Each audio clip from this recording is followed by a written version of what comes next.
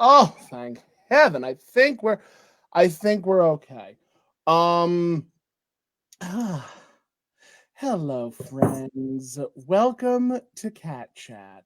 My name is Tom Catt, and I am joined by the ever glamorous, ever gorgeous, ever miraculous Thranduart Cosplay. As you can plainly see, he is his Dark Elsa cosplay. They are pronouns: he, him, she, her, they, them. Whatever you feel like using, darling, I do That not. is my motto, dear. That is how I came to be, really. There you go. As you can see, Thranduart is in their Dark Elsa cosplay, and I am in my Elsa Bogwitch. That is where we're at right now. I have to say that I adore this wig so much. Like, I love this wig. I first saw it on Amazon, and I'm like, well, it's very Meryl Streep, the witch from Into the Woods. Oh my God, it is. But then I was like, what else can I use this for? There's a character in there. There's definitely a character. And then when Josh was like, oh, I'm potentially doing Dark Elsa, I'm like, oh, excuse me. So I did some research, and I found some fabulous Elsa concepts, and I was like, oh my God, this wig is perfect for it. I mean, let's just stop and take a moment to appreciate the fact that you really could kill a Meryl Streep from Into the Woods witch. Slaying me down the house, please, because I would love nothing more. Well, one of my darling friends, Henry Wilkinson, who's a fabulous artist and cosplayer / drag queen, a lot like us. He did Bernadette Peters' witch from Into the Woods, and I love that design. I love that cape. I love that dress. I adore Bernadette Peters. I love that hair. But yeah, I would love to do whatchamacallit, Meryl Streep's version of the witch, just because it was so different. It was so different. She made that role her own. Like, the whole concept was gorgeous, and honestly, I did consider it for a minute, but that time has passed. So no, I have no desire. But I think, oh my God, like, if you were able to put that costume together with the wit, I would die. Seriously. A lot of ribbons, just ribbons aplenty. Yeah, that's very true. All ribbons all the time. Isn't that my motto in life? All ribbons all the time. I think I have one on now. I can't tell you where I have one on right now. It'd be inappropriate. So. Oh my goodness gracious, Josh. No. But yes, Josh is a very accomplished cosplayer. They are Husqvarna ambassador. They have competed in Reed Pop shows. They have taken home trophies. They have taken home checks. And one behind me. You can't wait. There's one right. One back there. You can't really see it, but it's back there. But yeah, and it only seemed appropriate that I, had Josh on for such an occasion as this. They are much more put together than I am, which stands to reason. Because that's how it always is. How me and Josh found each other was love at first sight, really. I agree. We met, I think it was backstage, for C2E2 2019, I want to say. 2019. We weren't, but no, we actually met in cosplay. I want to say we met in Cosplay Alley first. It was the day before. Yes. I think it was the day before where I was the genie. And yes, you were. I was wearing my Thranduart costume. You were in Thranduart. Gorgeous. Like, first and foremost, just follow this absolute queen right now. I just follow them immediately. Their work is absolutely sumptuous. Also, I mean, it doesn't help that, like, when I saw it, I was just like, wait a minute, is that Lee Pace? Oh my God, is that Lee Pace? Oh my God, can I tell a really funny story? Really funny story. It's really quick. I was at Dragon Con in my Thranduart costume. This was like 2014. Mm-hmm. And standing in the Marriott, this gentleman comes up to me, older gentleman, like side whispers to me, got really close, and I kind of was like, ugh. And he goes, I just want you to know, I really loved you in *Halt and Catch Fire*.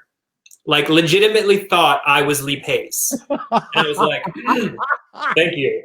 And he just acknowledged me with a slight, like, he was trying to be so discreet. It was so cute. Like, he was like talking to a celebrity. I was like, Oh my God. He was talking to a celebrity.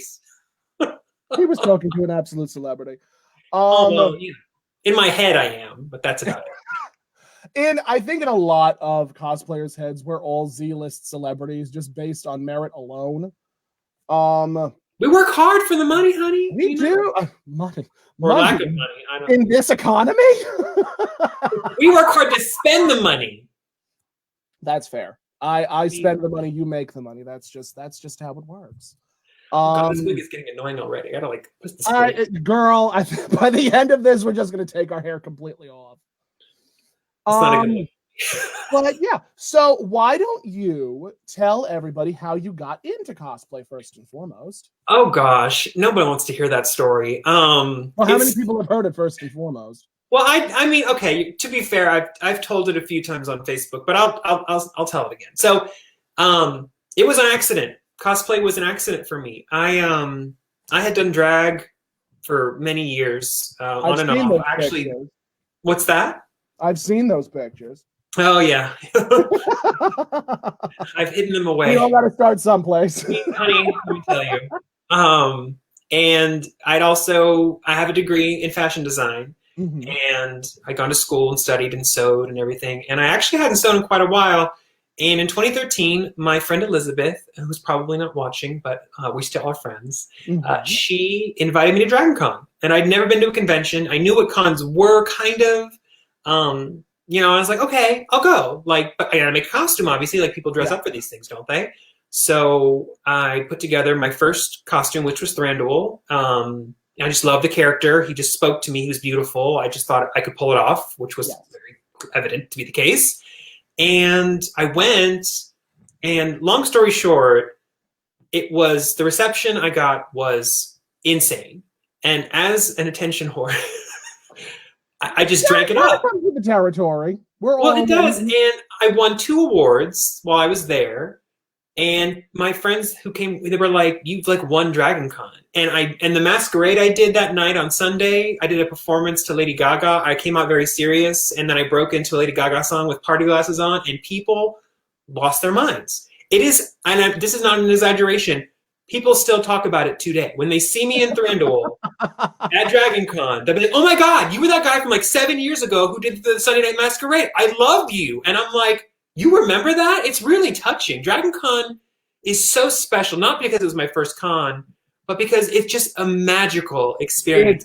From what I've understood, it is a very welcoming, very accepting, very party-heavy convention. But there's a lot of mashups that come out of Dragon Con. Absolutely. And I mean, there's a lot that comes out of Dragon Con. The party thing, for me, I'm not a partier. I don't drink really much. I have maybe 1 drink if I go out, maybe 2 if I'm feeling crazy. But the partying thing... Sandra Day? Say what? I said, really, Sandra Day? No, it's true. It's really true. I'm not a drinker. I'm not. It's just how I am. I just don't imbibe and I'm not shaming anybody who does. Get out there and get crazy. Please, I am... We are a very judgment-free zone in here. If people want to get drunk, if people want to do drugs, just do it responsibly. That's all I ask. Right, as long as you're not hurting yourself or others. But the party thing, you can take it or leave it with Dragon Con. I'm so sad that we didn't have it this year. It was for the right reasons. It went virtual. But I'm so looking forward to 2021, and it will be 100% lit because people are going to go crazy. Because Tom, please, I'm begging you, please try to make it. I'm serious. I would love it for you to come. Really. No, it is on my convention to-do list to go to Dragon Con. I would love nothing more than to go to Dragon Con because it's just, from what I understand, it's just a fun convention. Yes. It's very it's not low caliber. It's very low maintenance. There's not a lot of pretense that goes into it. Not like with Katsucon where it's just you have to be in the most extravagant, or C2E2 where it's you need to sometimes pull out all the stops. Right. So I get that, and I appreciate it. I definitely appreciate it. It's just hot. It's just hot down You're there. not wrong. Heavy costumes are not welcome in the heat. I've done the Saturday morning parade a few times and regretted it each time. what I will say is the difference between Dragon Con and other conventions I've been to specifically is because it's in the hotels. It doesn't stop. So when it starts, it's 24/7 for those 5, 6, now at least 7 days almost. Yeah. Where it goes on. There's always something to do, no matter what. Literally, what time. It could be 3 a.m. You could go to the raid. It could be 2 a.m. or 4 a.m. There's cartoons playing in a room. Like it is. There's always something. It's always awake. Dragon Con, when it's awake, is amazing, and it's just when you go, other cons just pale in comparison. I'm sorry. It's just how it is. I've been told. I've been told. I've been told, but I also pale in comparison to you. Oh, would you stop it? Oh my god. Speaking of pale in comparison, so me and Josh met at C2E2. Yes. And then we were in the competition together. Josh was obviously there to compete for the world. I was there to compete for local. Which, those that don't know, local just means that I was competing at the local level. Like I was competing for C2E2. I wasn't competing for the world. For the World Cosplay Championship. I think that's what it's called. Yes, it's called the Crown Championships of Cosplay. Yes, Crown Championships of Cosplay. Keep going. Okay, I'm keeping going. And it was really fabulous because it was like for the first time, not only did I meet a fellow drag cosplayer. I hate you. My crown is literally right next to me, and I'm like, I'm not going to put it on. It's not going to fit on top of this wig. I know, that's kind of where I'm dealing with right now. Is like I'm trying to put it on top of this wig. There you go. Proud of you. There we go. We make it work. Used to this much styling. Anyway, sorry, continue. But not only did I meet a fabulous cross player, but I also met someone just as tall as I am. Which was something that I was not prepared for. Because you meet different cosplayers and they're either in stilts or they're in high heels. No, me and Josh run the same height in and out of heels. It's hysterical. But no, we met and we became sisters instantly. And I've literally been proud of him ever since. I've been proud of everything that you've done. I've been proud of everything that you've stood for.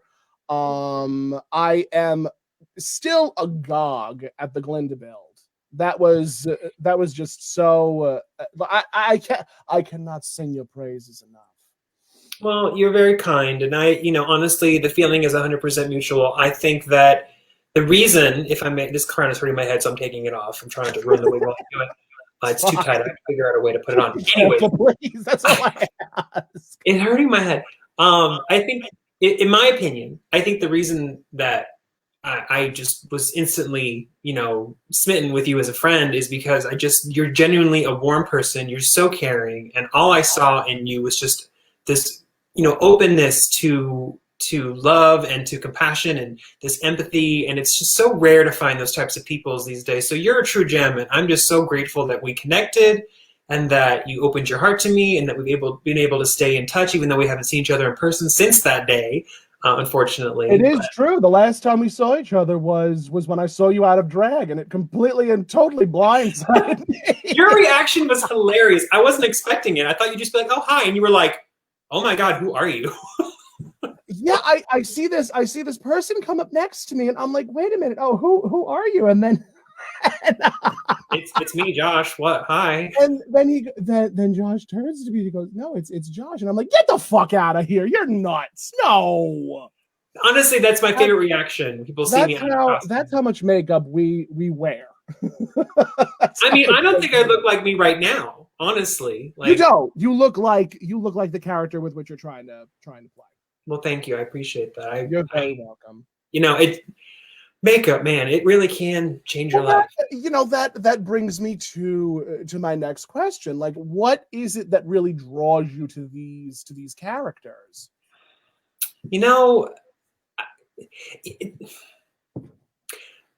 It's kind of like a pet or a person, mm-hmm. or a house even. I've bought and sold a few houses in my day. I'm a little old. My husband is obsessed with owning property, so we just moved around a lot. Hey, honey, that's investments. That's money right there. Enjoy. Well, yeah, I love our house right now, though. Hopefully we stay here for a while. Anyways, the point I'm trying to make is whenever we walk into the house that would eventually become our house, we just knew right away. And whenever I see a character or a design, and it just speaks to me. But I think too, that's that initial moment for me, is that pull.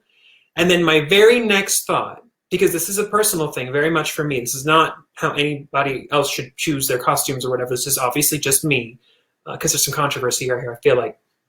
But I really feel like I look at the character again the second time and I say, can I actually pull this person off?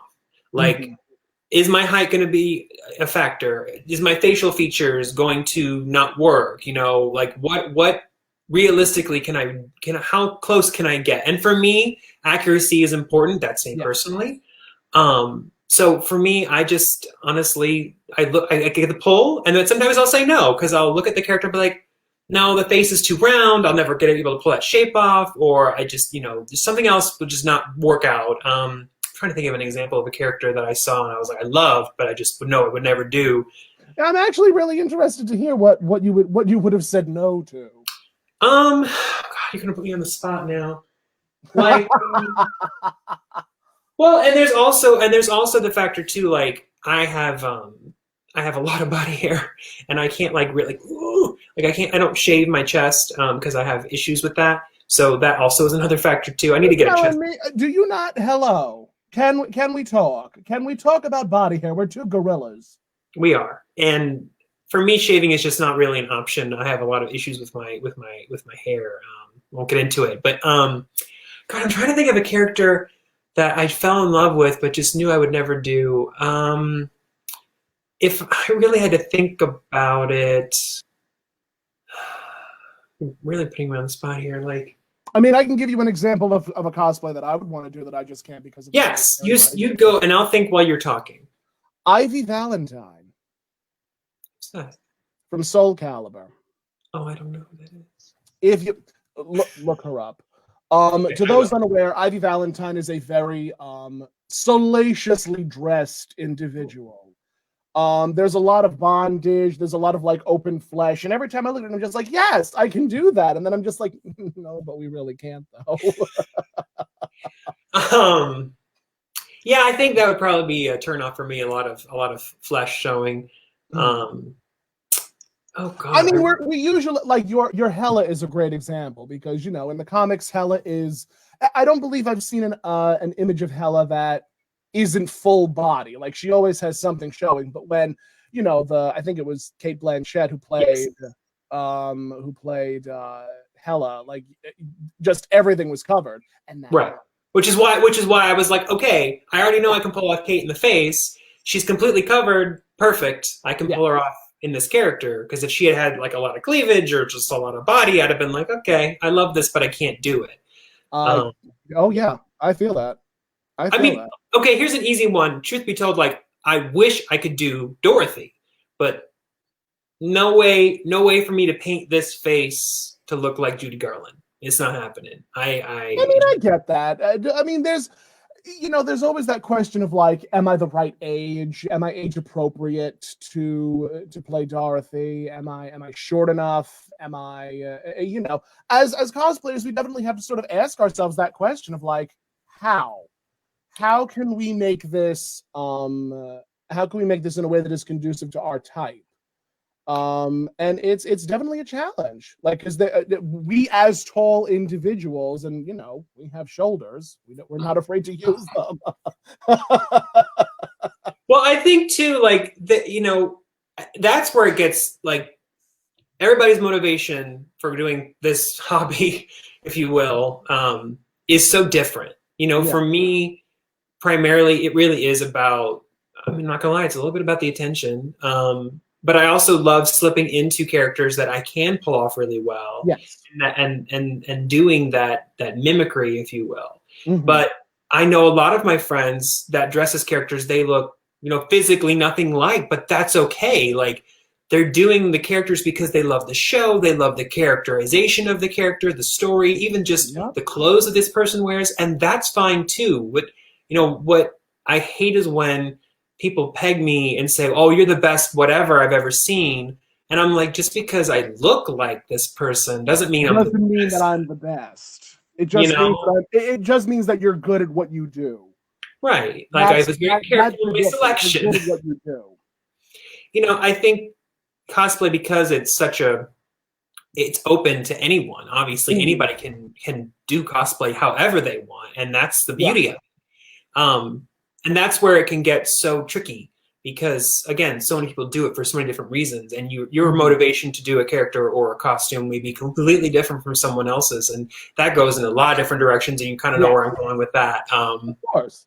Unfortunately, but there are so many good-hearted people out there that get put down because they don't look exactly like a character, and it breaks my heart. You know, the problem is when it comes to cosplay, we're all in the public eye. Right. We all put ourselves out there. We're always going to be in the public eye. Cosplay, whether you want to admit it or not, is an attention-seeking hobby. Sometimes the attention that we get is just not good, for one reason or another. What we have to do as individuals is just basically say, hey, you're entitled to your wrong opinion, and that's on that.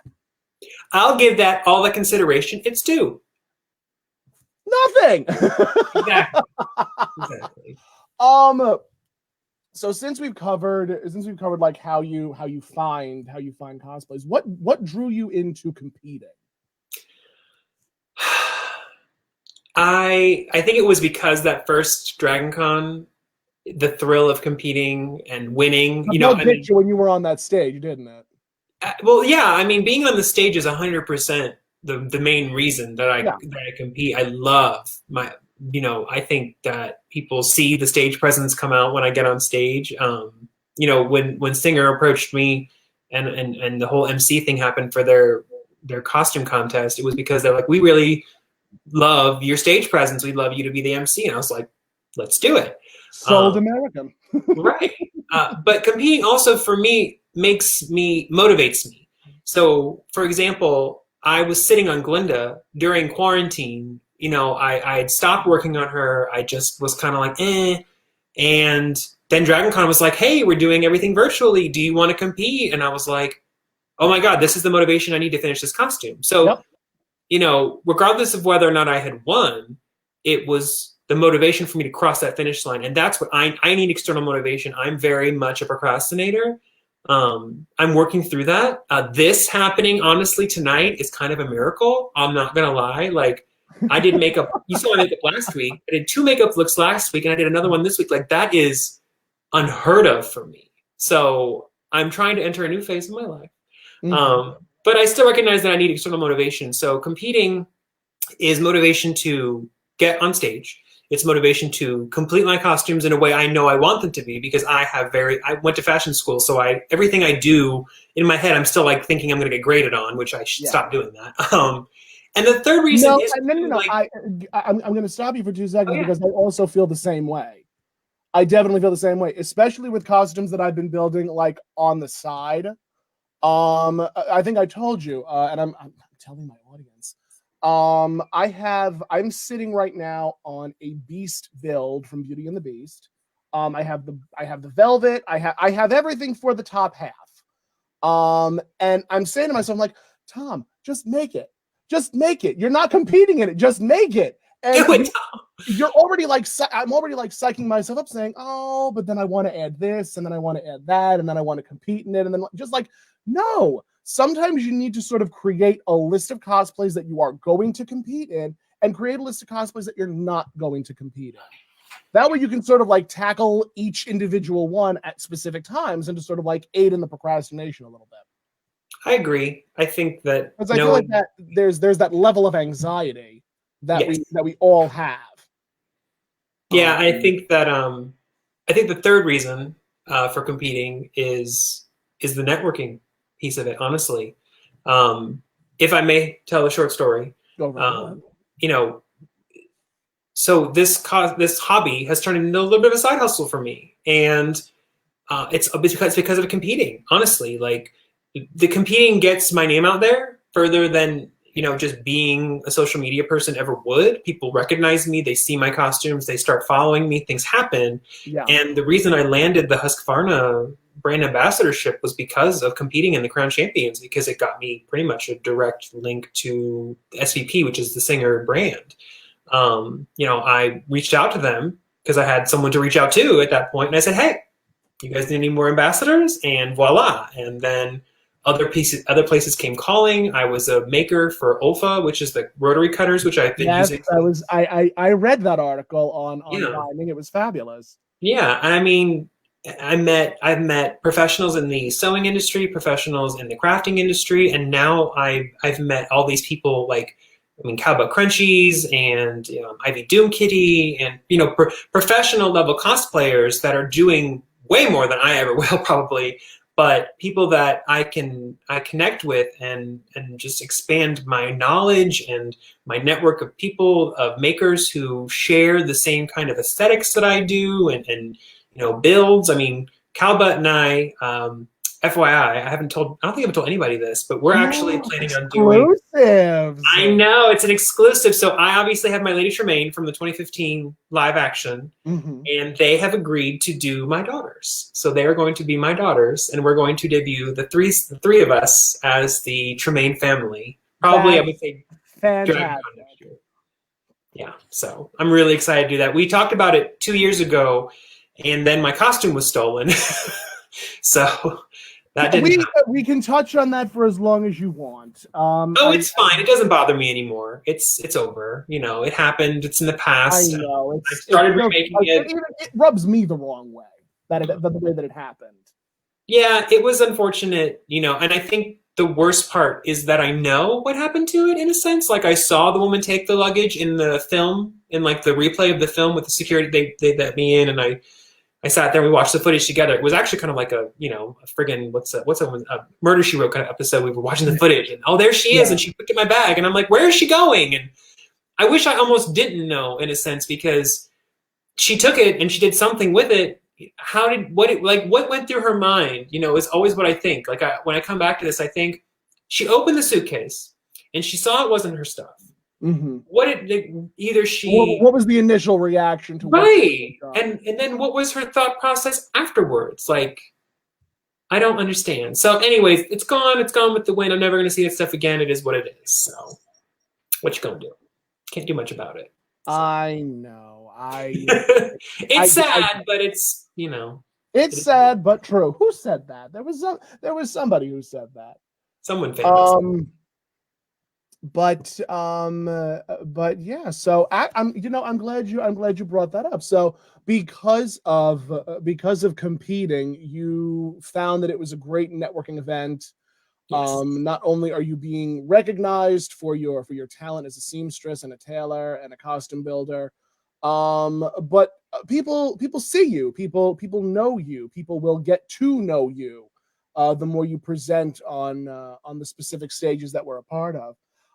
Do you feel now we're going to get a little philosophical? What do you think the future of cosplay competing is going to end up being? Oh, God, that is such a loaded question in a sense. I know. I'm not stupid when it comes to interviewing. I think I don't know. I don't know what the future holds for costume competition, but here's what I would, if I may be so bold, here's what I think should happen. I think specialized competitions are something that should happen. I feel like it's really hard at this point. As I've been in this longer and longer, I've just noticed the level of costuming has just skyrocketed. It is insane with Cricuts that I have and people who have 3D printers and laser cutters and people who work in professional costuming who also compete in cosplay competitions. I think the future lies in niche competitions that focus on, foam smiths, and then there's one that focuses on just sewing. And I just don't think and it's said over and over, but it really rings true, I feel like these days, to try to compare someone who's built a completely hand sewn or sewn look, and then someone over here who is technically savvy and has foam and lights and electronics and things and move and wings, they're not in the same realm at all. And I think it's unfair to try to pit them against each other in a sense. So I personally would like to see a more, again, specialized, carving out each type of maker. And then, figuring out a blended kind of competition, because there are some that blend. I just feel like we have to start recognizing that there isn't a way to compare those two kinds of costumes together. In the same realm at all. Sorry about that. Oh, it's okay. Yeah, I'm looking at the comments. Oh, you can see comments? I'm on the Catt Chatt page right now. I'm on the Catt Chatt page. I'm actually physically in the live. So when you heard that, like when you heard your own voice, that was me lowering the volume on the video with which understood. And Philip has been commenting a lot. Hi, Philip. Philip is saying, Woof made it on time. Latrine girl. This is also like half an hour ago. Chris says, okay, Miranda Priestley. I'm pretty sure he's talking to you. Oh, I could see that. I could see that. Philip then says Gorillas in the Mist. Because of course. And my darling friend LaBelle says hi, and my darling Akari is screaming crazy. Okay. But yeah, those are the only comments that we've had. Oh yeah, I am giving you a little bit of Miranda Priestley, Meryl Streep. Yeah, right now. I definitely see Miranda Priestley, like especially with that lovely. Yeah, this I gotta do something with this. It's a lot. It's a lot. What you could do is you could just brush it out a little bit. Just brush it, beat it up a little bit. Yeah, I will email my wig person and I'd be like, how do I tame this? It's very crispy. It's very crispy. It's got a lot of hairspray in it. Yes. It looks like it has a lot of hairspray in it. It definitely does. See, mine looks like it has a lot of hairspray in it from the 80s. And everyone had those like beachy waves. I think yours is full of Aquanet, don't lie. Oh, completely full of Aquanet. Yeah. But it's a good look for you, this beachy casual bog witch. You want to laugh? I was looking at myself in the mirror, and I don't know if you would even know the character, but do you remember the Black Cauldron? Yes. The fat witch. Wait, who? I just watched it like a couple months ago. So there were 3 witches. There were the 3 witches. Yes. And then there was the big one with like the crazy like floofy hair. That's how I feel right now. Okay, that's a fantasy I can live with. Let's get into it. My Black Cauldron witch fantasy. That's Black Cauldron witch fantasy. I mean, that is just a whole Luke for me. So now I'm going to ask, how did you get into doing drag? Oh, I had a drag mom in high school. I told you before, we were chatting before this, I was out in high school, and so was my drag mom. He was in the same high school as I was. And her drag name was Felina Cashmere. She was very cat-oriented, which I'm seeing a trend here.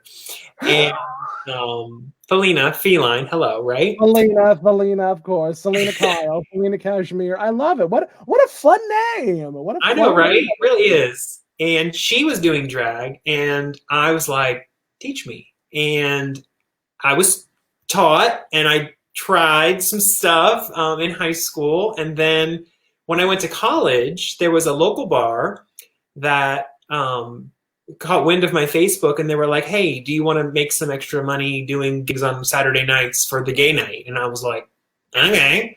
So I did. I worked. So I got nothing better to do.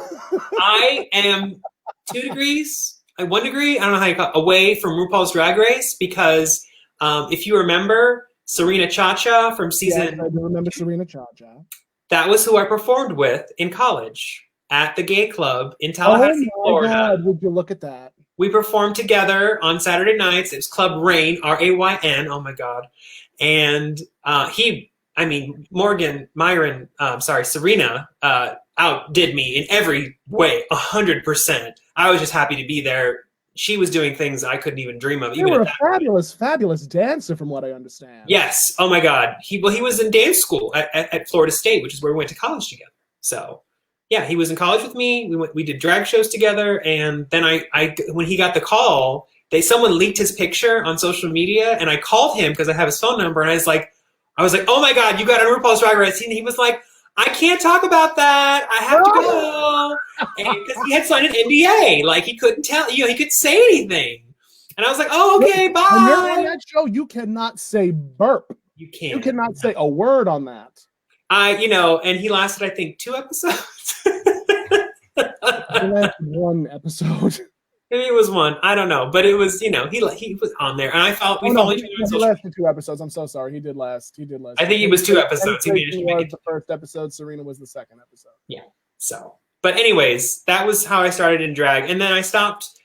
I stopped doing kind of all that, and I kind of fell into this like Josh, normal person mode. I have to ask, what was your drag name? Oh, really? Do we have to do this? It's really embarrassing. I mean, you don't want to if you don't have to. You don't have to if you don't Okay, want now I will tell you, her name, drumroll, was, oh God, Cassandra Starr with 2 R's. Oh, that's so cute. Yeah, it was but cute. I'm obsessed with stars. So, you know, that's just how, I mean, like, look at this. My best friend gave me, she and everybody who loves me knows that, like, I love stars. So she gave me this little engraved card holder for when I got my first professional job. I have stars everywhere. Like, they're everywhere in this room. So are you related to Patrick Starr? Well, it's funny because, you know, that last name became a thing. You know, that's the same way I spelled it. And that was way before Patrick Starr was ever. It was way before Patrick. Way before that. But there was another Cassandra Starr. If you Google Cassandra Starr, there is another semi-famous Cassandra Starr. She's a beautiful, beautiful woman. She has beautiful blonde hair. She did a reality show. She's transgender. And we met on Facebook because we had the same name. Yeah, the same name, of course. We followed each other for a little while. We lost touch after I discontinued that account. But it was incredible to meet her and to hear her story and see. And I was like, oh, we share the same name, but you're way more fabulous than I am. Always so modest you are. Your modesty is one of your girlish qualities. Well, you know, here's the thing. I'm modest when I know it makes sense, because truthfully, like, I know what I'm good at, but I also know what I'm not good at. And I think that's knowing myself, like, I know what I can be confident about. Like, I know when I can be like, yeah, I got that. But I also know that, you know, when the situation like where I'm lacking, and I think that's the difference. Like, being cocky is fine to a degree, but you can't be cocky about everything, because no one's good at everything. Like, no one is. No, it's true. You know, like, I'm good at a few things. I'm not a master of any one thing. Like, I do pretty good makeup. I do some good sewing, but I mean, I know plenty of people who do both of those things. I feel like that's honestly becoming the norm. Like, you know, years ago it was only, you were only good at one study. Like, if you were in drag, you were either a dancing queen, or you were a singing queen, or you were a makeup queen, you were a look queen or a comedy queen. Now it's, you are an entrepreneur, you're a music director, you are writing your own music, you are styling your own wigs, you are making your own and you're an army of one. And I feel like that's definitely becoming the norm, where it's like everybody is doing everything. Well, and I think that's kind of, it vibes with that cosplay thing, the costuming competition that I mentioned, that while we all learn more and more things, our level of skill, and I say ours, like the community of costumers and cosplayers. Of course. A rising tide lifts all boats. It just rises. Like, it's almost, I'm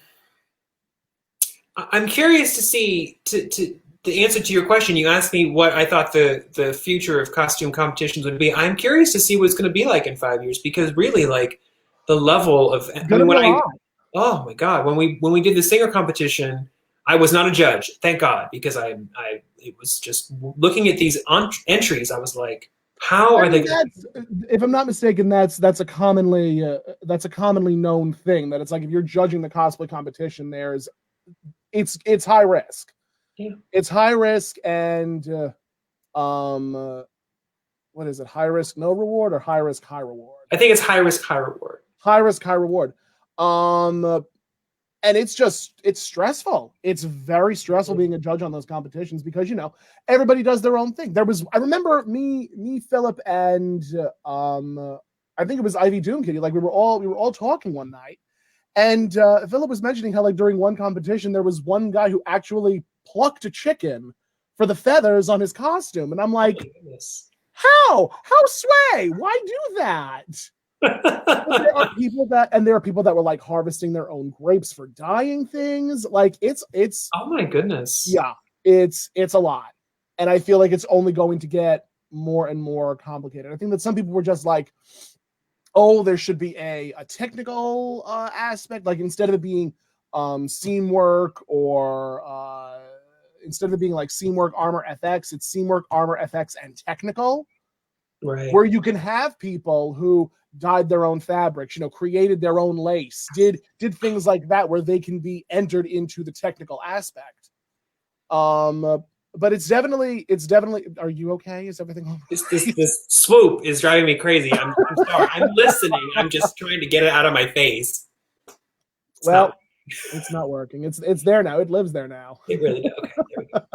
Stay back there. Stay back there. Yes, it's lay back there. Stay back there. Just stay back there. I don't need to deal with you anymore. You have no idea the amount of hairspray that's like coming out of this thing as I'm moving it. Like I'm seeing. I'm sure it is flaking. I've been there. Have I been there? As a matter of fact, one of my Bea Arthur wigs, like one of, every time I move it out of the way, I'm just like, oh, I'm gonna have to brush that out and respray it again. I'm not gonna lie. May I express disappointment in the fact that you're not wearing a Bea Arthur costume, because I really hoped you would. I really did. Well, no, so I'm delighted you brought that up. So when Josh told me that they were going to be in an Elsa cosplay, I was like, I have two options. I can either wear a Bea, and oh my God, it's hysterical that we bring this up. Philip actually suggested to me, well, why don't you just be Bea Arthur and interview cosplayers? And I'm like, what? I would watch that. I would watch that. So I'm giving it thoughts. Well, you know what you should do, if I may. I think go right ahead. At the next convention, that we have, oh God, please soon, when Corona is safe, obviously. When Corona is safe.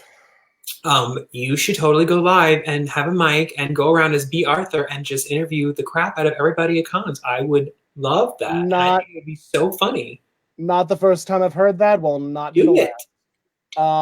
It's on my to-do list. Like I would love to do something like that. I've wanted to talk to like whatchamacallit, Cosplay a Go-Go with Monica. I would love to like have a conversation with Beverly, with Sheeprop, and just be like, hi, so this is what I'm doing. I would love to have you as a guest. Let's talk. Let's chat. Let's chat, shall we? Catt Chatt. Of course, would be spelled with two T's. But where the hell was I going? So your drag name was Cassandra Starr. Yes. Ours, which is absolutely precious. How long did you do that for? Not long. I did, oh my God, I just remembered when we were doing it, Serena and we ended up actually doing two drag shows, one each year. So I think I did it for 2 years. There was a church, and we did drag shows at a church. Of course. The first one we did, actually, Serena didn't do the first one. I remember this now, because the first one was a nun drag show, and I got to live my sister act fantasy, and I got to be the little redheaded one who has the amazing voice in that movie. She sings really loudly. Like I got to play her part in the Sister Act musical, and I'd always wanted to do that since I was a little boy. So it was literally like a dream come true. Mm-hmm. And then the next year it was a more holiday themed, and it was less, religious. And I did Mariah Carey's All I Want for Christmas, of course. And Serena did Celine Dion's Christmas track, her like dancey party Christmas track number, because she had planned on doing Mariah Carey, but I actually got ahead of her and said, I'm doing it. And then she was like, oh, well, I guess I'll do Celine Dion. I was like, sorry. Sorry, not sorry. Not really. So I'm going to take it back to the comments. Who's talking? Ikari says, screaming, oh my God. And people are just interrupting me on chat because, of course, they are. Screaming due to Lady Tremaine and daughters. That was Ikari. LaBelle says, brush out the spray, fluff, and respray. Okay. I'm assuming he's talking to you because that was what we were, I guess, discussing at that time.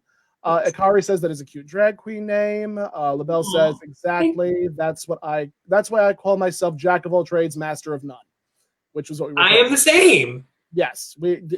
That is the go-to terminology for people of our trades. All of them. Trade. All of them.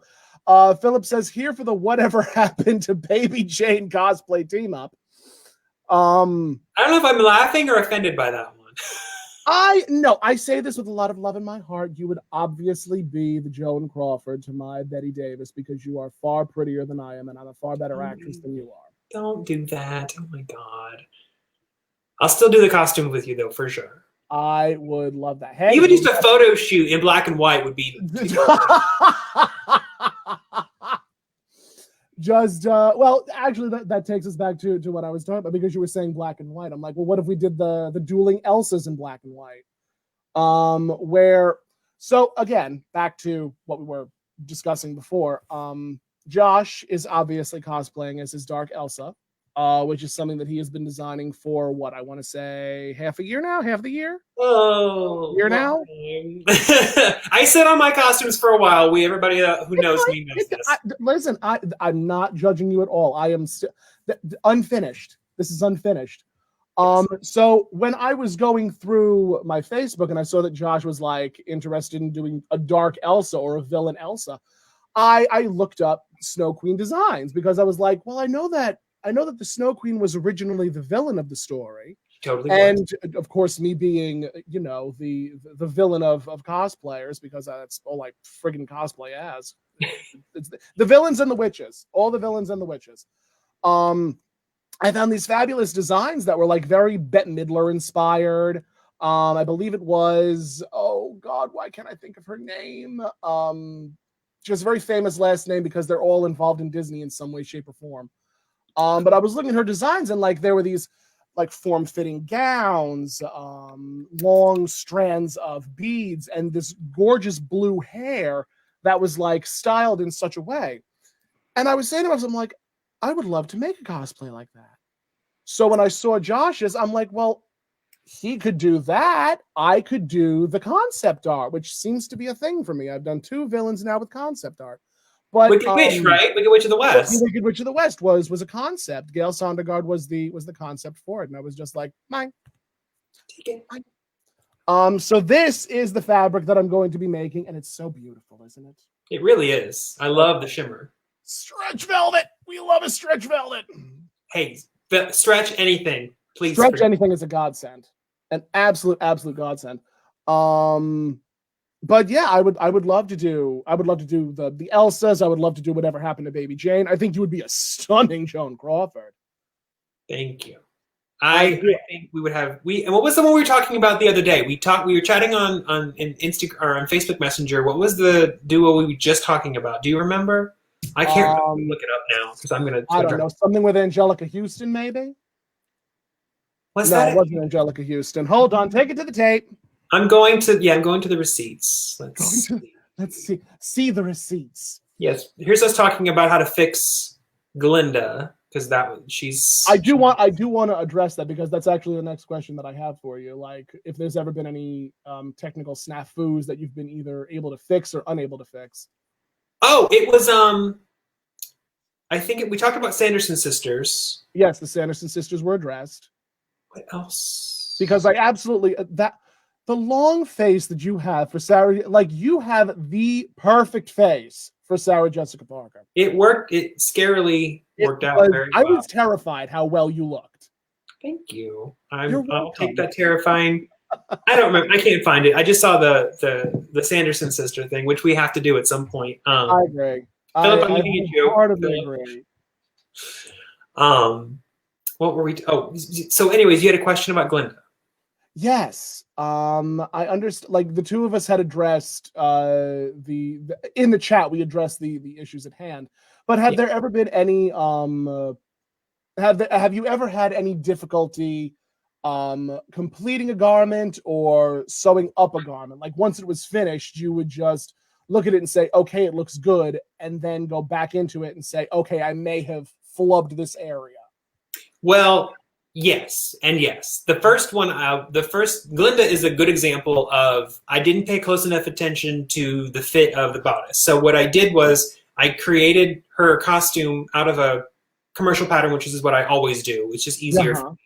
But the commercial pattern was meant to be kind of an outerwear piece, and I brought the waist in but I didn't do any alterations to the shoulders. So the shoulders are like way too dropped. And this area here is just, it's basically like if you took a Coke can and squeezed it, the top part kind of pops out. So that's kind of what's happening. Like I've squeezed the waist in, but I haven't addressed the fact that I need to bring everything else in. So now everything just kind of sits off my shoulders and causes this kind of wrinkle right here. Mm-hmm. And it was fine, but the more I thought about it, the more I can't reach my arms up very far. I mean, neither could Billy Burke. Well, true, but I mean, you know, look, like I plan on wearing this a lot. Like I plan on getting a lot of mileage out of this costume. Get the mileage out of it, girl. Get the mileage out. Right. So I want to be comfortable. One that I completely gave up on, that I completely messed up 100%, that I just failed 100%, was Hella. I actually had originally planned on sewing the Hella bodysuit and doing puff paint for the green lines and everything. And I did a fitting with the muslin, which is the mock-up version of the costume, and the stretch fabric that I used was fine, but I'm not that good with the fabric of stretch, and what I didn't realize was the stretch of my muslin was way greater than the stretch of the actual fabric.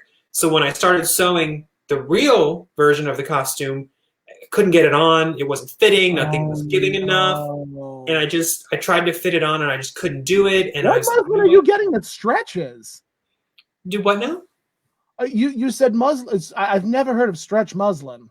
Oh well, that's not. It's when the muslin had more give than the actual fabric itself.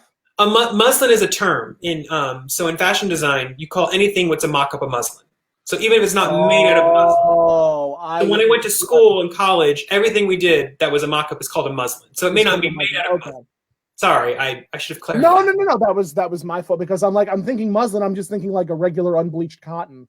Yeah, which you can make. Yeah, I mean muslin. Yeah, it's interchangeable with mock-up in my world, and just so that So that's what I meant. Is the mock-up was made out of a stretch fabric that was the same. No, I understand.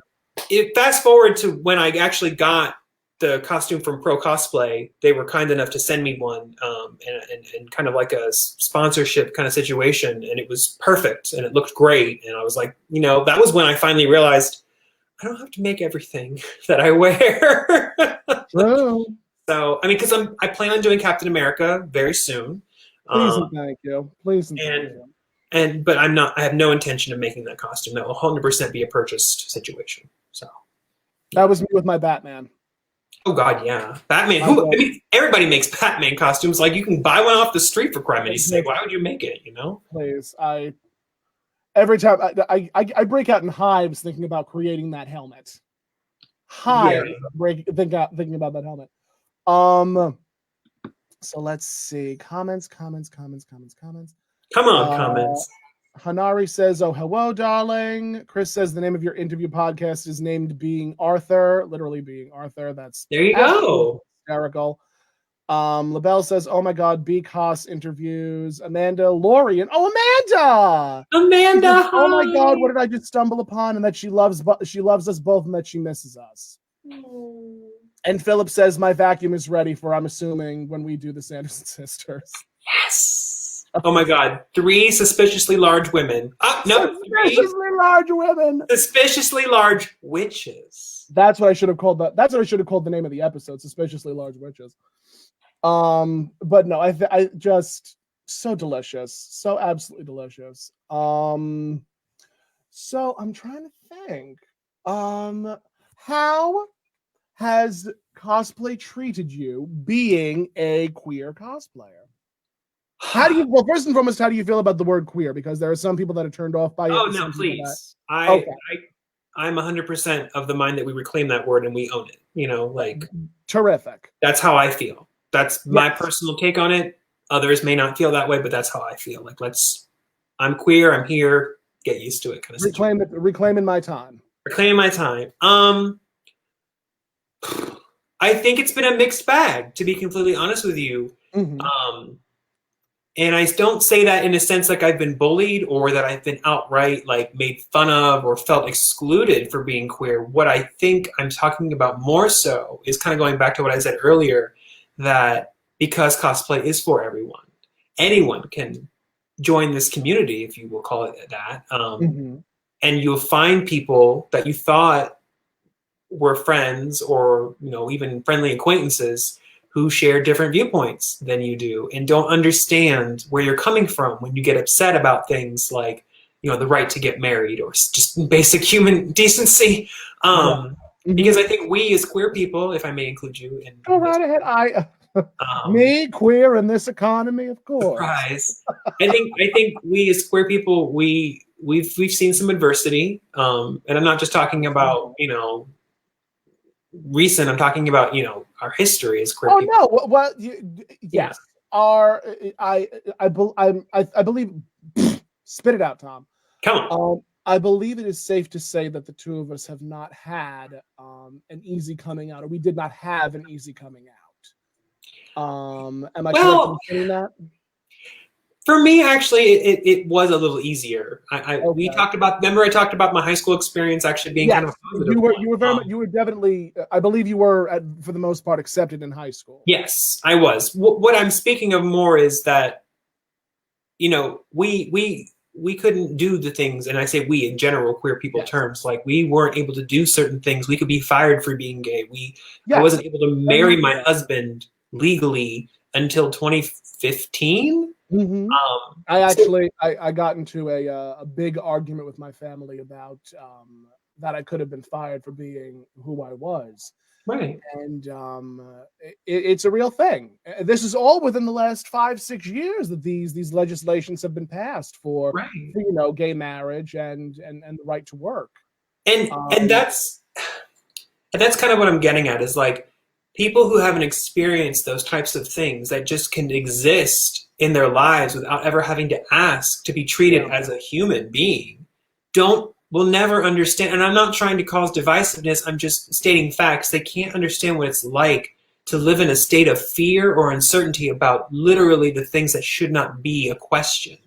Yes. So, I get mad and I get abrasive and I get confrontational in the comments on people when they try to make it a joke or satire or whatever. They're like, oh, it's just a funny joke. I'm like, no, being queer is not a joke. It's not a reason to make fun of or poke fun of or to think that there's some kind of forced inclusivity happening here. All we're asking for is to be treated fairly and to be treated the same as you've been treated your whole life without asking for it.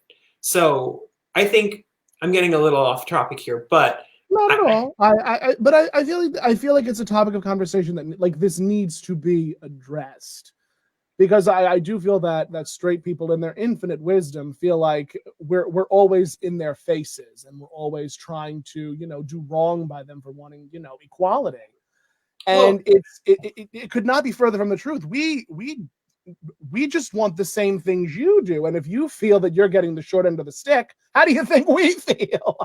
Well, and it's not, it's not just about queer people as well. Like I fight with people on Facebook all the time about women's rights and misogyny and sexism and then racism and, they're all there. They're all still prevalent. Yeah. And it's like I was told recently by a former friend, we're no longer friends on Facebook. We're now, I guess, acquaintances, but that I was, I can't, he said, and I think I quote almost exactly, I don't understand why I'm the target of the Josh Stewart crusade of the day. And I thought to myself, first of all, that you think that this is a crusade is the wrong mentality. And second of all, I'm going to get mad about things that are unfair. And I'm going to point out things that are not okay. And if you don't understand why they're not okay, that's not my fault. It just really blew my mind that he turned an issue that he viewed as harmless, that I knew wasn't, into me being confrontational. I'm like, that's not how this works. Being right is being right. Being wrong is being wrong. Whether you dress it up as a joke or not, it's still wrong. I'm not going to stand for people pretending like these things that they say casually are okay. They're not okay. You can be funny without harming other people or tearing other groups of people down. You can do that. Yep. It's possible.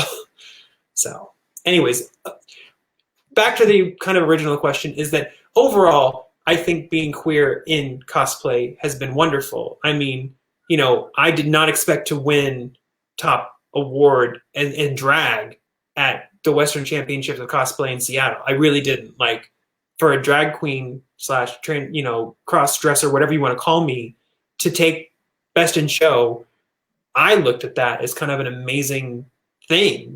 I had not seen that at any costume competition I had ever been to in the time I've been in costuming. So I was like, it just felt good that no one was like, oh, we don't want to talk about that. We want to ignore that. They were like, yeah, this is amazing. And that was a good feeling. So I think the cosplaying community in general is open and welcoming. You just kind of have to be careful of who you let in your heart. So that's all. I agree completely. It's definitely, you know, it's definitely been a wonder to see you continue to grow and flourish. Thank you. It's been a treat. It's been a treat to be your friend throughout this entire process that you've been going through. And well, that's very sweet. It's a feeling is very 100% mutual. I'm very excited to see what more comes your way. Me too. And I mean that sincerely. We're going to look at the comments one more time. Come on, comments. We will part ways. Amanda says, "I will await your Sanderson sisters." It's going to be a treat. It's going to be oh my god, I can't wait. It's going to be a time. Amanda says, "Hype! I'll make Danny and join." Amanda, you better. Just you absolutely better do that. I'm so here for that. Connie's here. Connie says, "Educate, not crusade. Educate, not crusade." Philip says, "Clap, clap, clap." Part of the reason why I cosplayed Letty Lutz as a cosplay judge. From the Greatest Showman. Yeah, I remember that. I remember seeing him. That was before I knew Philip, and I was like, "You better work, Queen." And he did. He worked very hard. He really did. His wig down. I adore that wig on you so much. I really do. We are at the hour mark. I would love to just have more time to discuss these things with you, because you are just a fountain of wisdom and information. Oh, please. I'm just me. But thank you. You're very kind. You've earned your wrinkles the same way I have. Wrinkles? Honey. No, we don't do those. I did very much consider getting Wrinkles. the face. Who's she? I don't know her. Who are Wrinkles? Is she, honey? Let's pull those up. Let's pull those wrinkles up. Well, I really have to say it's been such a pleasure, and I'm again plug yourself right now. People can follow you where? Go. They can follow me on Facebook, Thranduart Cosplay. They can follow me on Instagram, Thranduart.official. And that's only because someone stole my name, Thranduart, before I was able to create an account, not because I'm pretentious. And follow me on Twitter at Thranduart. So, yes, please follow me. And Tumblr, also at Thranduart. Really? I did not know that you were also on Tumblr. I should do that. I very, very recently, within the last month, resurrected that. It's a great area to like broadcast yourself. Yeah. So Tumblr as well. And if I may, just in parting, go right ahead.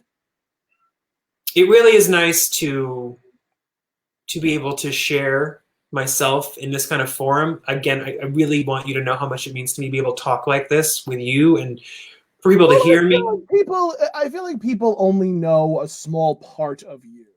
Agreed. And I feel like this was definitely an opportunity for you to show a more authentic version of yourself. I guess it would be the appropriate way to claim it. Yep, I agree. That's why I'm grateful, because I feel like so many times people just only hear the voice of me through my text, version, and I'm hopefully people walk away knowing a little bit better the real me, the actual me. You want to know when people hear my voice?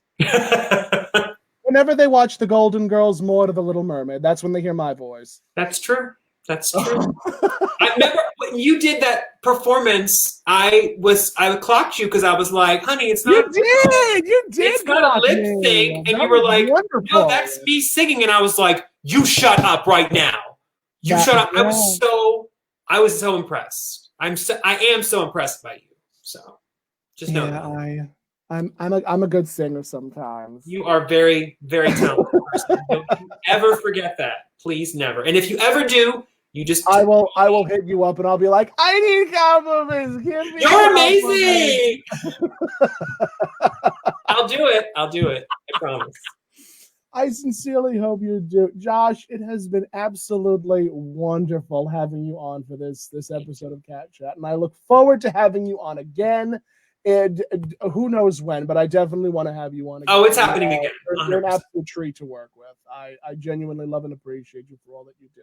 Thank If you want to follow me, you can at that Tom Catt on all forms of social media. I am on TikTok. I am on Facebook. I am on Instagram. I am on Vero. I am on, where the hell else am I? I'm on Tumblr. Just that Tom Catt everywhere. I am contemplating moving Catt Chatt to my That Tom Catt page on Facebook. I'm also thinking of taking the 9 episodes that I have already and uploading them to YouTube. Just all over. I'm going to be all over the place. Oh, come on, Hair Toss. Come on, Hair Toss. If it goes to the other side, then it really makes a statement. I was waiting for it to fly off because I would have pissed myself. It's not that far off, I promise you. Oh, now it's giving me a hard time. Now, of course, this is when it's like. Now it's when it's going to. Oh, see. Oh! Look at there that. She is. Look at her. Look at her with the curls in front. Who is she? Who is she? I just need a clip. I don't know. All I do is I need a clip, and if I do this upright enough, I'll look like my mother. Oh Lord. But yes, I love you, I adore you, I appreciate you. Come back anytime you want. Guys, you know how to find us, follow us, love us, and like us. And I'll see you next time. Ciao meow for now, guys. Bye.